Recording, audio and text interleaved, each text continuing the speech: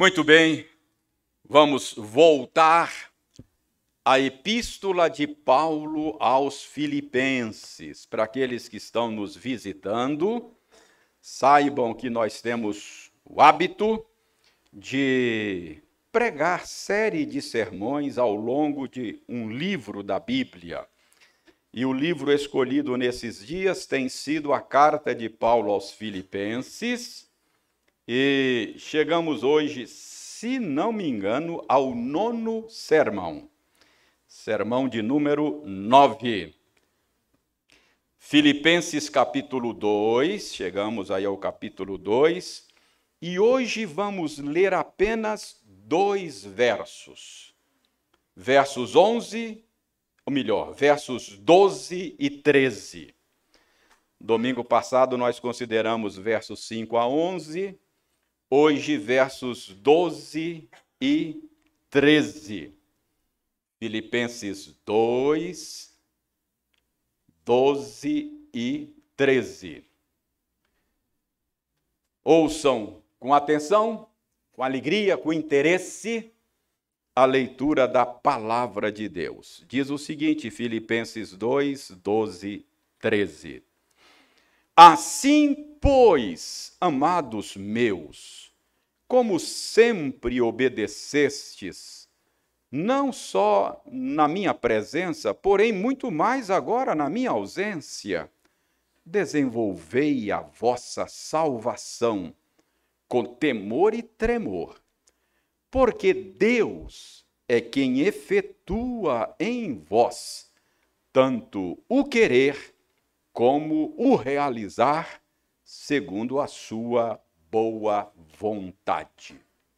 Mantenha aí a sua Bíblia aberta e vamos orar pedindo ao Senhor a bênção da iluminação.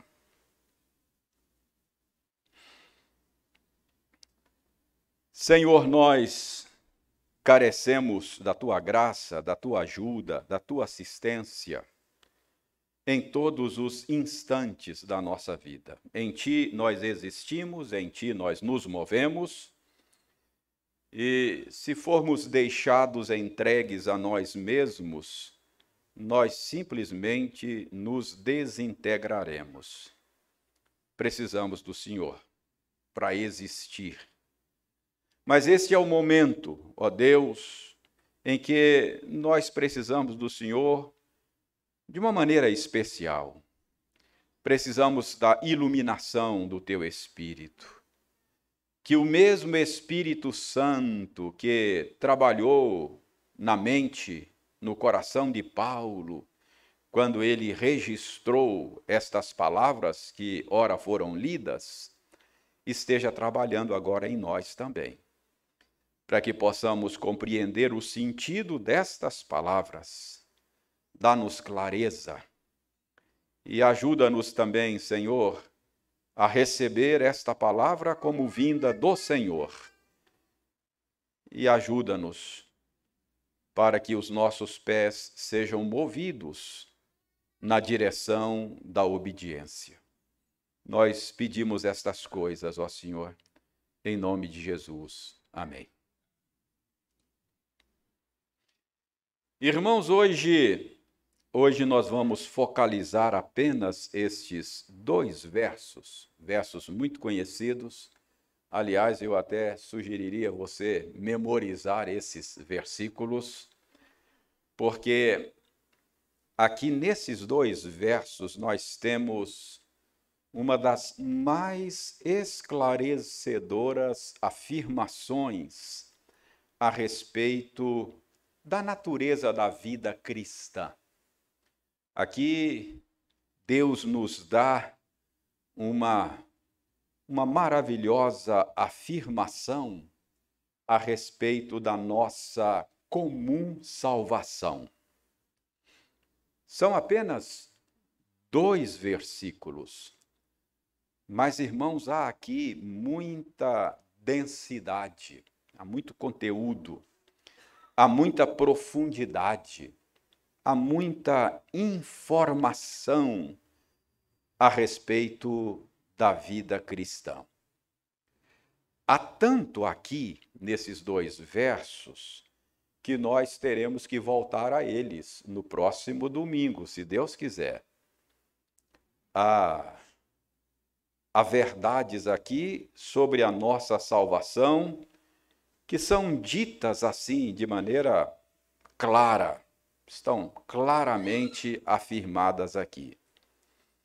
Mas aqui nesses 2 versos há também verdades que estão pressupostas, não estão assim na superfície, mas estão pressupostas, estão sendo afirmadas aqui de uma maneira indireta.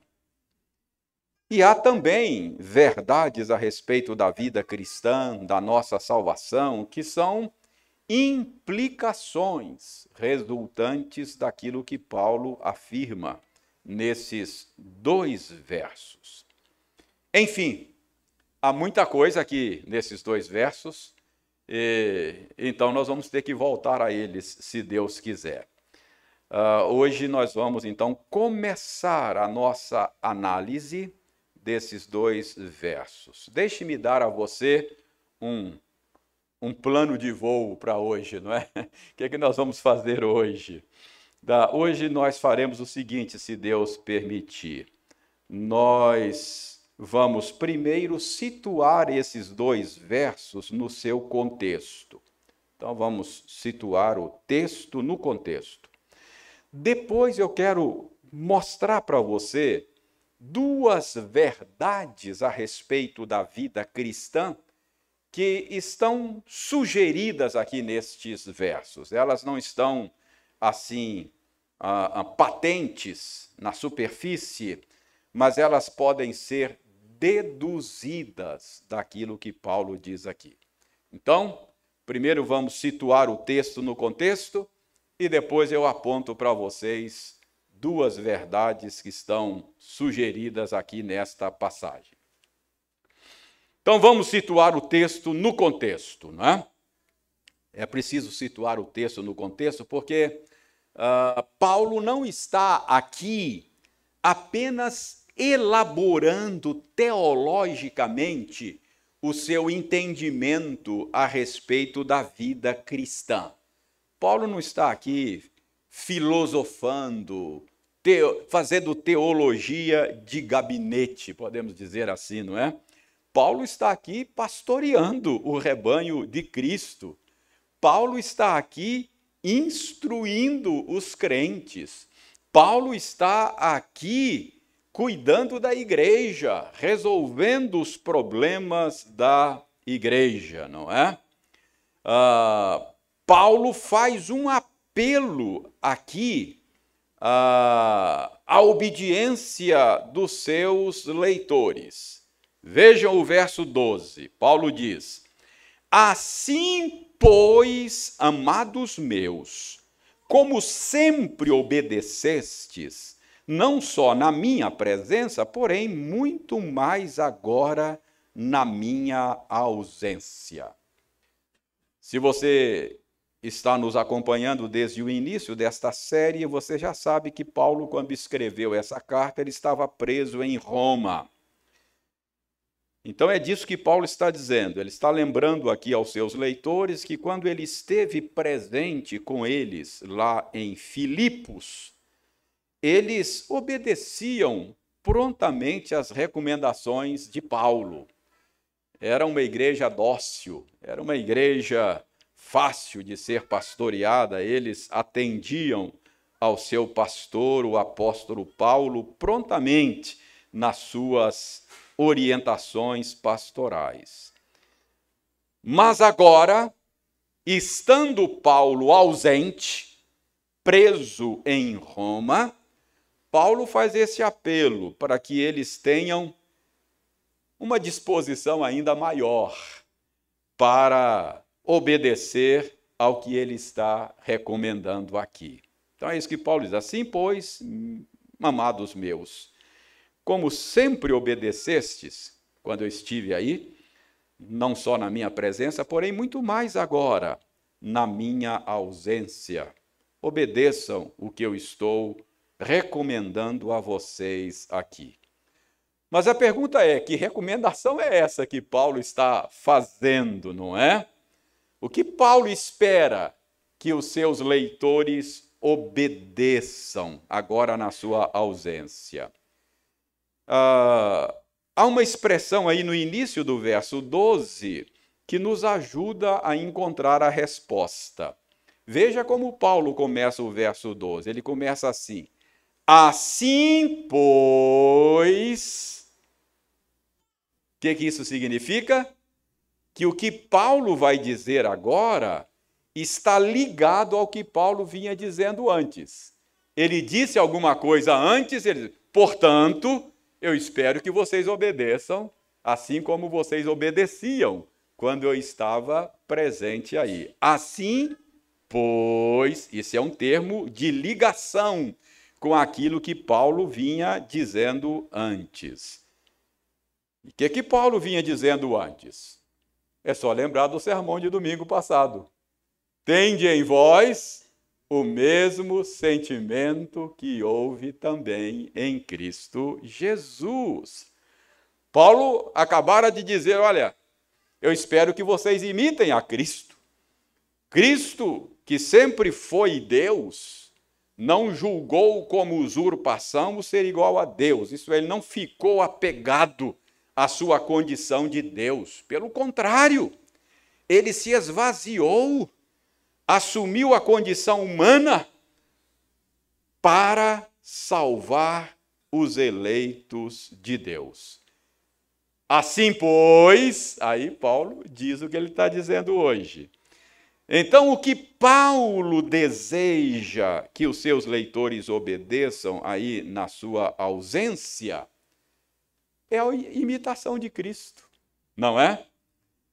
Então, Paulo continua nesses 2 versículos tratando da imitação de Cristo. É o mesmo assunto do qual tratamos no domingo passado. Portanto, imitar a Cristo e desenvolver a salvação são ordens sinônimas, intercambiáveis, não é? Então é isso que Paulo está dizendo quando ele diz, olha, agora eu espero que vocês obedeçam como sempre obedeceram. Desenvolvam a salvação de vocês. É como se Paulo dissesse, eu espero que vocês, como sempre obedeceram, imitem a Cristo. Então, é assim que nós situamos os 2 versos no seu contexto. Esses 2 versos é parte de algo maior, é parte de uma seção maior. Muito bem, tendo visto o texto no seu contexto, tendo situado os 2 versos no seu contexto, deixe-me agora mostrar a você as 2 verdades a respeito da vida cristã que são sugeridas aqui nesses 2 versos. Primeiro, notem que o modo como Paulo fala aqui sugere para nós que a salvação é uma dádiva da graça de Deus. Paulo não afirma isto claramente, mas isso está sugerido aqui. Por quê? Qual é a ordem que Paulo dá? Desenvolvei a vossa salvação. Notem aqui. Desenvolvei a vossa salvação. O apóstolo Paulo não está mandando os seus leitores produzirem a sua própria salvação. Ele está falando de desenvolver a salvação que eles já possuem. Então, o que temos aqui não é uma exortação, não é um mandamento para que façamos coisas a fim de ganhar a salvação. Em nenhuma parte do Novo Testamento, irmãos, a vida cristã, a nossa salvação, é apresentada como algo que nós conquistamos.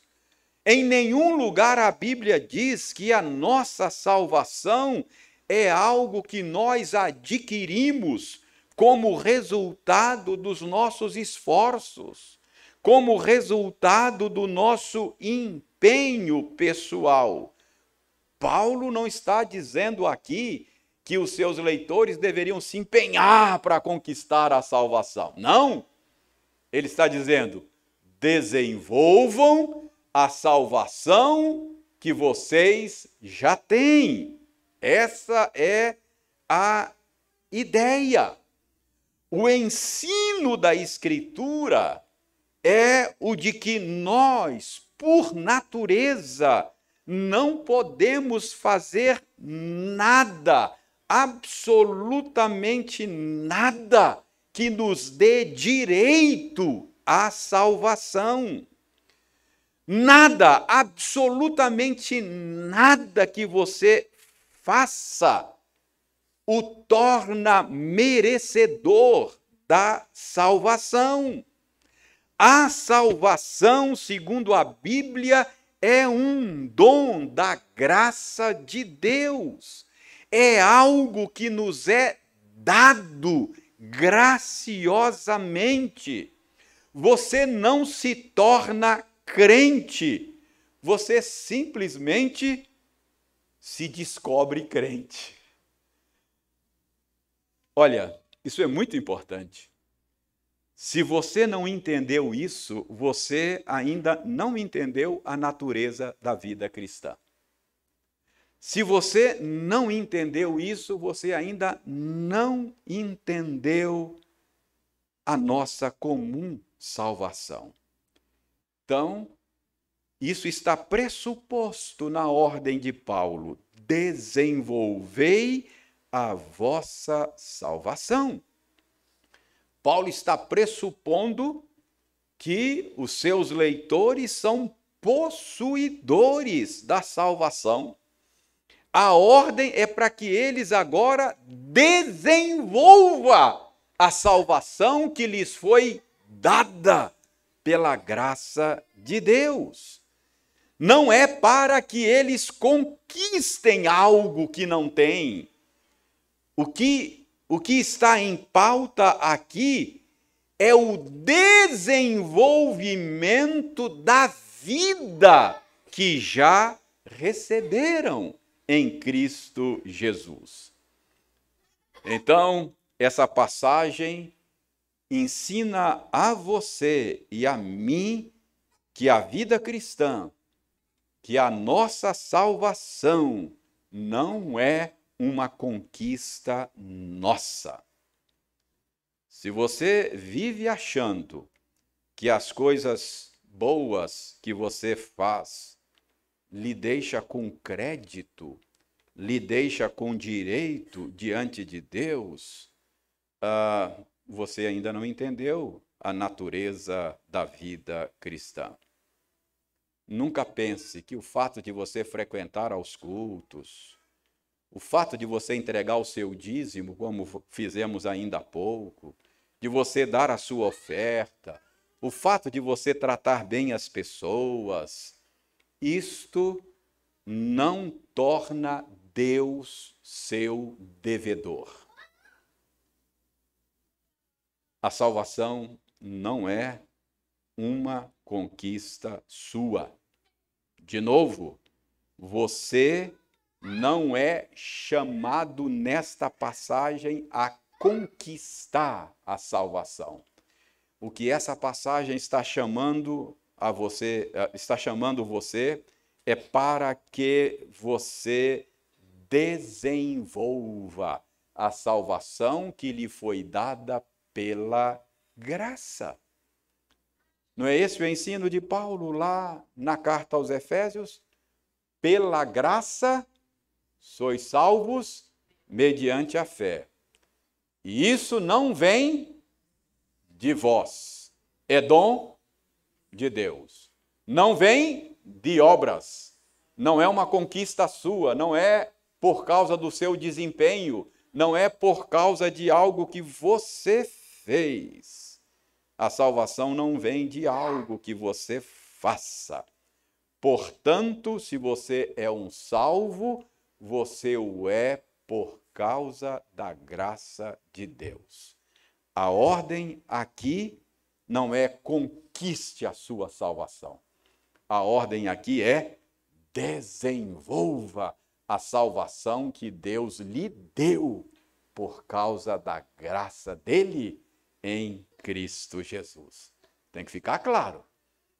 Eu suspeito que tem muita gente que não entendeu ainda a natureza da vida cristã e se relaciona com o Senhor Deus como se a salvação fosse uma conquista nossa. Mas a salvação não é uma conquista nossa. Então, esta é a primeira verdade a respeito da natureza da salvação, a respeito da natureza da vida cristã, que está pressuposta nessa passagem, que pode ser deduzida dessa passagem. Segunda verdade que a gente pode extrair dessa passagem por dedução. O modo como Paulo fala aqui sugere que a salvação não é meramente um passaporte para o céu. Essa é uma outra suspeita que eu tenho. Eu suspeito que tem muitos de nós que pensam desta maneira. Eu já sou cristão, já fui convertido, já nasci de novo, ou como dizem alguns, né? Já aceitei Jesus.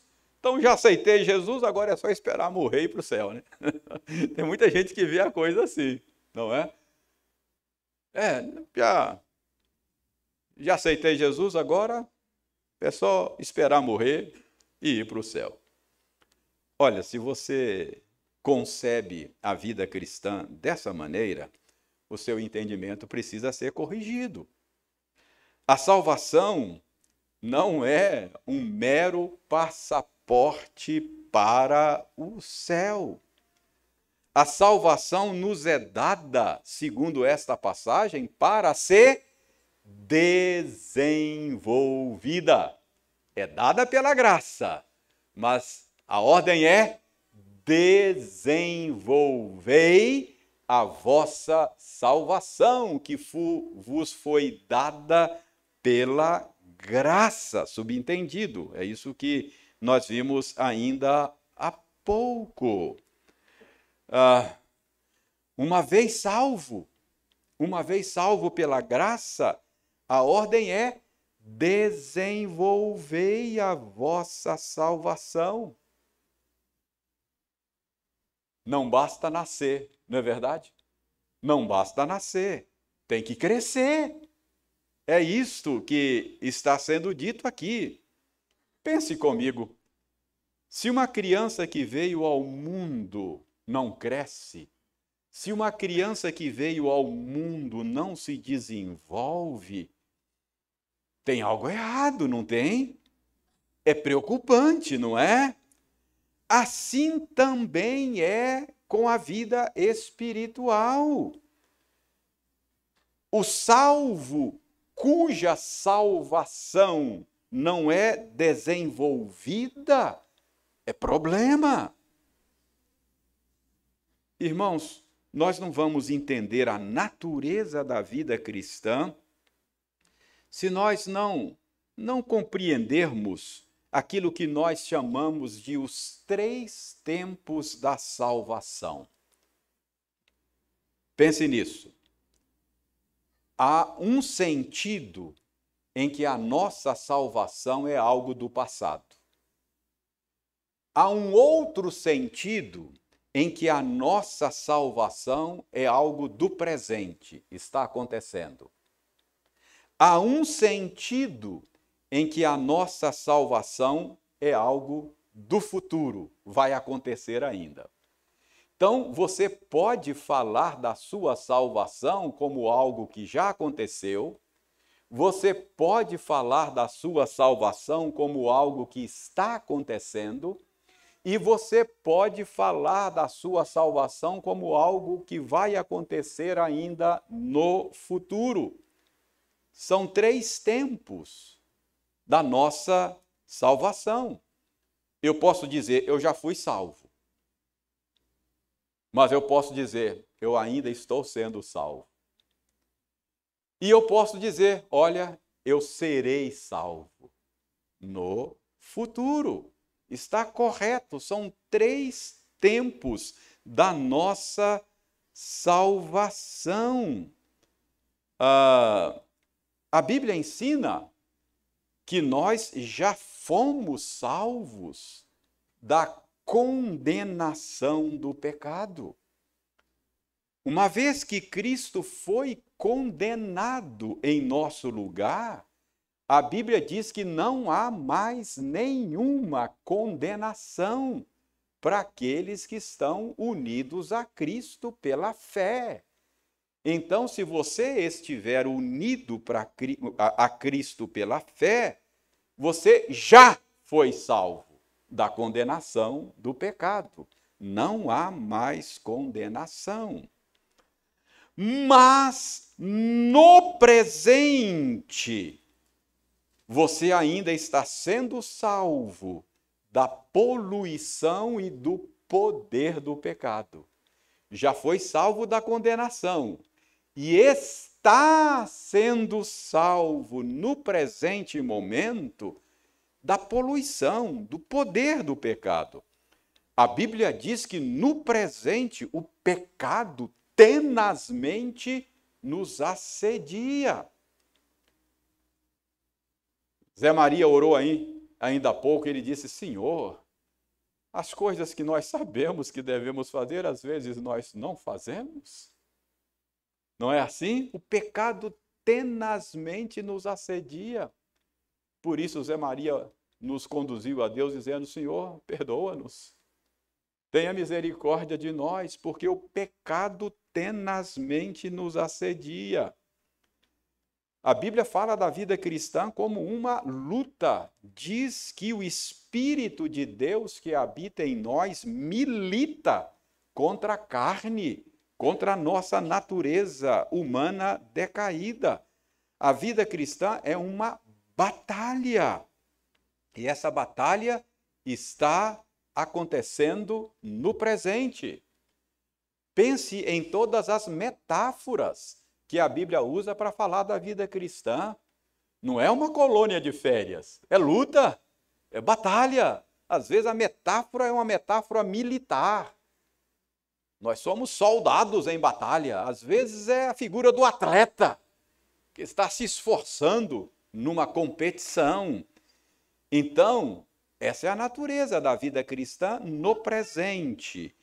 No presente, nós estamos sendo salvos, não é? Do poder, da poluição do pecado.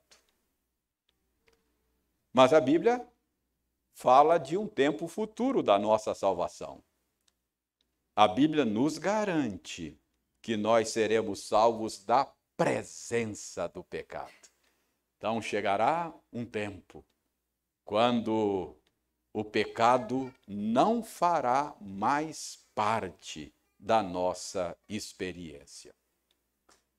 Tecnicamente, a gente chama esses 3 aspectos da nossa salvação de justificação, de santificação e de glorificação. Justificação é o aspecto passado. Nós já fomos justificados, não há condenação. O juiz já deu o veredito justo, não é? Deus já declarou que em Cristo não há condenação. O aspecto presente essa salvação do poder do pecado que está acontecendo, a Bíblia chama de a Bíblia não, a teologia. Isso é termo teológico, técnico. Santificação. E o aspecto futuro, quando, enfim, estaremos todos prontos, perfeitos, iguais a Jesus, a Bíblia chama de, não a Bíblia, a teologia, de glorificação. São termos técnicos. Embora esses termos apareçam na Bíblia, eles não apareçam exatamente com esse sentido que eu estou dando a eles agora, o que a teologia dá a eles. Então, você pode dizer, eu já fui justificado, estou sendo santificado e serei glorificado. É isso que significa os 3 tempos da salvação. Agora que você já é doutor nos 3 tempos da salvação, não é? Olha para o texto e me responda, a qual destes tempos Paulo está se referindo com essa ordem aí? Desenvolvei a vossa salvação. Qual? Santificação. Parabéns! Vocês são alunos nota 10. Santificação é o tempo presente, é o aspecto presente da nossa salvação. Ele está falando daquilo que está acontecendo. Você já foi justificado, mas você está sendo santificado. Você já foi justificado, declarado justo com base na obra de Cristo e pela obra do Espírito Santo, você nasceu de novo. Já é nova criatura. Mas você nasceu como bebê espiritual. A ordem de Paulo é: cresça, desenvolva a sua salvação. Entendeu? Assim, a salvação não é meramente um passaporte para o céu. Antes de ir para o céu, você tem que desenvolver a sua salvação. Irmãos, João resume isso na sua primeira epístola. Em um único verso, João resume tudo isso que eu acabei de dizer a vocês. Abra a primeira epístola de João. Abra aí. Primeira epístola de João, capítulo 3. Primeira epístola de João, capítulo 3, verso 2. Percebam os 3 tempos da salvação aí. Primeira epístola de João, capítulo 3, verso 2. Veja bem. Amados, agora somos filhos de Deus. Então, notem aí que nós já somos filhos de Deus. Já fomos adotados na sua família por causa da nossa união com o seu eterno Filho, Jesus Cristo. Então, nós já somos filhos de Deus, já somos salvos. Mas ainda não se manifestou o que haveremos de ser. Então tem um aspecto dessa salvação que ainda está por vir, ainda está no futuro. Ainda não se manifestou o que haveremos de ser. Por quê? Porque haveremos de ser semelhantes a Jesus. Mas, por enquanto, nós estamos nos tornando parecidos com Ele. Já somos filhos por causa da nossa união com Ele, mas somos filhos que não são tão parecidos com Ele ainda. Estamos nos tornando parecidos com Ele. E quando Ele se manifestar, aí sim, todos nós seremos semelhantes a Ele. Então eu disse no domingo passado que o plano de Deus é formar uma grande família de muitos filhos semelhantes a Cristo Jesus. Foi isso que nós vimos na semana passada. Então, esse é o plano. Você foi feito parte da família de Deus. Você nasceu de novo. É filho de Deus em Cristo Jesus, não é? Mas você agora é chamado a desenvolver esta nova vida que Ele lhe deu, até que você se torne semelhante a Ele. É isso que Paulo está dizendo. No domingo passado, nós ouvimos Paulo dizer: imitem a Cristo, sejam como Ele. Ele não pensou em si mesmo, embora fosse Deus, não julgou como usurpação ser igual a Deus, abriu mão da sua condição de Deus, esvaziou-se, nasceu como ser humano, viveu e morreu pelos outros. Imitem esta atitude de humildade que Cristo teve. É isso que Paulo disse na semana passada.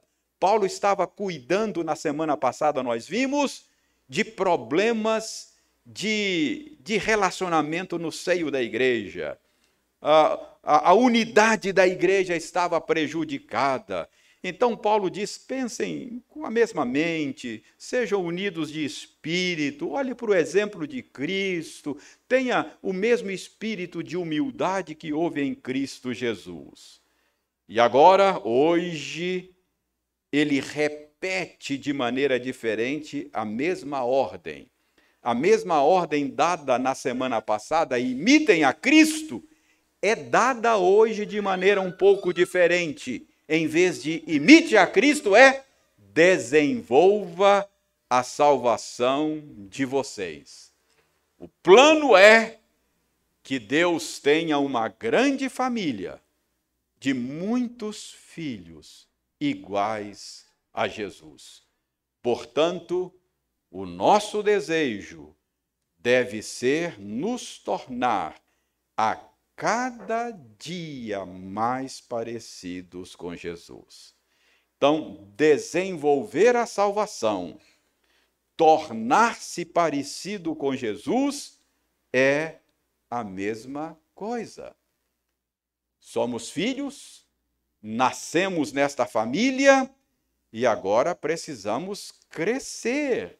É isso que Paulo está mandando você e a mim fazermos. Desenvolvam a salvação de vocês. Tornem-se semelhantes a Cristo. Cresçam. Deixem de ser bebês espirituais. Irmãos, os estudiosos do comportamento humano têm concluído que o egocentrismo é natural numa fase da infância. Alguns estudiosos dizem até que tem a fase do egocentrismo. Criança tem uma dificuldade de compartilhar, e os estudiosos dizem, olha, isso aí é natural, é assim mesmo, é natural de uma determinada fase da infância. É parte do desenvolvimento cognitivo da criança.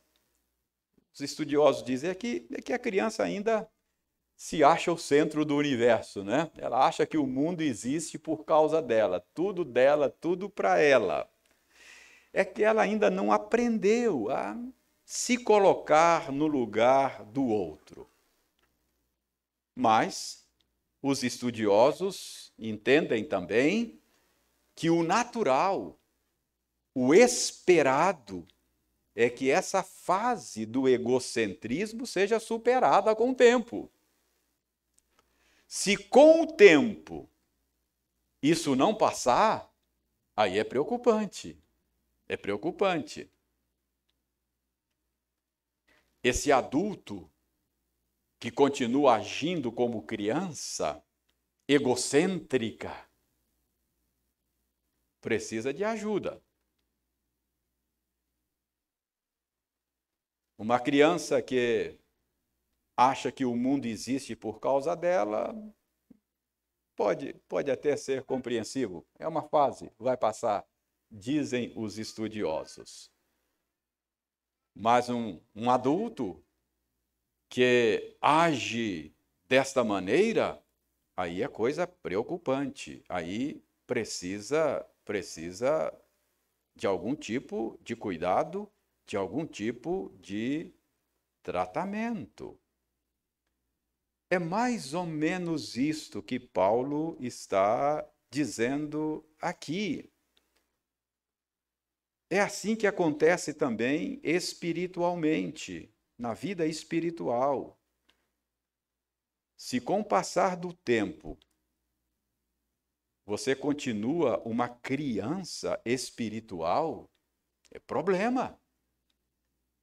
É por isso que Paulo está dizendo: desenvolva a salvação de vocês.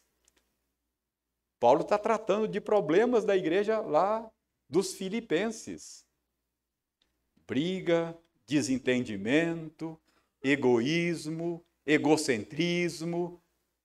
Paulo diz: gente, sejam unidos de mente, tenham o mesmo pensamento. Olha para o exemplo de Jesus, que não pensou em si mesmo, pensou nos outros. Desenvolva a salvação de vocês, cresçam. Percebe? É isso que Paulo está dizendo, cresçam. Vocês estão agindo como crianças espirituais. Irmãos, a grande maioria dos problemas que enfrentamos na igreja, grande maioria, é causada por crentes imaturos, que não crescem. 30 anos andando com Cristo e fala: oh, cresce, desenvolva a sua salvação. É isso que Paulo está dizendo. Tem certos comportamentos que são aceitáveis nas crianças, né? A gente até acha bonitinho, né? Mas, ó, em adulto é feio, viu?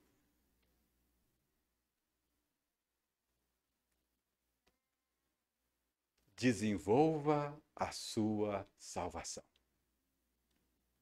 Dê um jeito de crescer. É isso que Paulo está dizendo. Dê um jeito de crescer.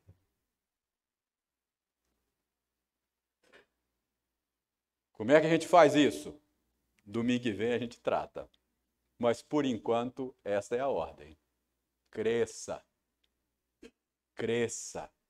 Desenvolva a sua salvação. O que Paulo está dizendo aqui é que aqueles problemas de relacionamento na igreja dos Filipenses, que ele está tratando nessa sessão, era causada por imaturidade. Crente que não crescia. Que Deus tenha misericórdia de nós. Que nós desenvolvamos a nossa salvação. Que nos tornemos a cada dia mais maduros, mais parecidos com Jesus. Que Deus nos dê a sua graça. Amém.